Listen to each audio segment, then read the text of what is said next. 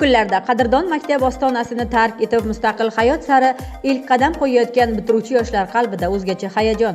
Chunki bolalikning eng beg'ubor damlari, sinfdoshlar bilan kechgan unutilmas xotiralar, mehribon ustozlarning o'gitlari endi hayotning eng qadrli sahifalariga aylanmoqda. Ana shunday quvonchli va hayajonli kunlarda shahar hokimi Gavhar Alimova bilan bo'lib o'tgan samimiy uchrashuv Kattaqo'rg'onlik bitiruvchilar uchun yana bir unutilmas voqeaga aylandi. Tadbirda so'z olgan shahar hokimi ta'lim sohasiga qaratilayotgan yuksak e'tibor, yosh avlodning puxta bilim olishi, zamonaviy kasb-hunarlarni egallashi hamda o'z iqtidorini namoyon etishi uchun yaratilayotgan keng imkoniyatlar haqida alohida to'xtalib o'tdi. Shuningdek, bitiruvchi yoshlarning o'quv yili davomida sport musobaqalari, fan olimpiadalari hamda turli nufuzli tanlovlarda erishgan yutuqlari ham e'tirof etildi. Yoshlarning iqtidori, izlanuvchanligi va faolligi shahrimizda kelajak egalariga yaratilayotgan imkoniyatlarning amaliy samarasi ekani ta'kidlandi. Uchrashuv davomida tadbirning eng ta'sirli lahzalari o'zining bilimi, namunali xulqi, faolligi va tashabbuskorligi bilan tengdoshlariga o'rnak bo'lib kelayotgan bir guruh yoshlarning shahar hokimligining faxriy yorliqlari va esdalik sovg'alari bilan taqdirlangani bo'ldi.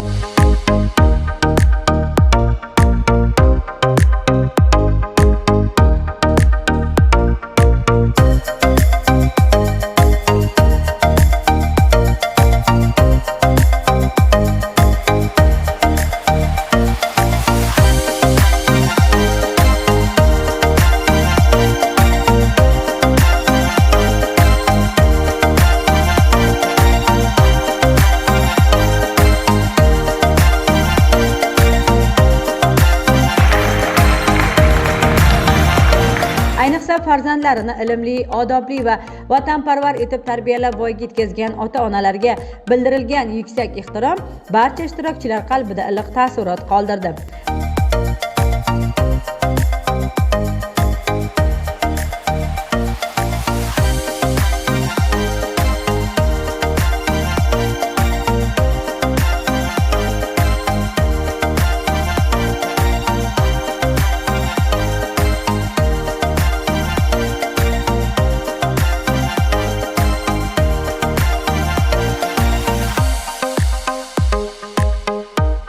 Tashakkurnoma bilan taqdirlangan ota-onalarning quvonchi cheksiz.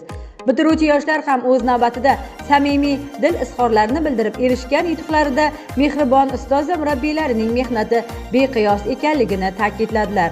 Tadbirda shuningdek xorijiy tillarni o'qitish bo'yicha eng yaxshi maktab tanlovi g'oliblari bo'lgan maktab jamoalariga ham pul mukofotlari topshirildi.